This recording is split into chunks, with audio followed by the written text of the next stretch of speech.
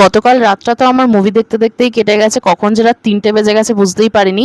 Weekend কাটাতে আমি এসেছি মামা বাড়িতে। মুখ দেখে বুঝতেই পারছো, জাস্ট এইমাত্র ঘুম থেকে উঠলাম, ঘড়িতে এখন বাজে সকাল 9টা। অ্যান্ড হিয়ার ইজ মাই সুভাকা ব্রেকফাস্ট, যেখানে রয়েছে রুটি, চানা মশলা, তার সাথে একটু স্যালাড, ছোলে বা চানা মশলা যাই বলো, দেখেই বুঝতে পারছো খেতে কতটা টেস্টি হয়েছে। দুপুরের লাঞ্চে কিন্তু আজকে মাছের ঝোল আর মাংসের ঝোল দুটোই আছে, যেহেতু গতকাল রাতে একটু বাইরের খাবার দাবার খাওয়া হয়ে গেছিল ডিনারে, তার জন্য মামিকে বলেছিলাম আজকে লাঞ্চটা যেন একদম হালকা পাতলা থাকে। লাঞ্চে আজকে প্রথমেই ছিল বোয়াল মাছের পাতলা ঝোল, আফটার দ্যাট ছিল আলু আর পেঁপে দিয়ে হালকা পাতলা চিকেনের ঝোল, একদম কম মশলা দিয়ে রান্নাটা হয়েছিল।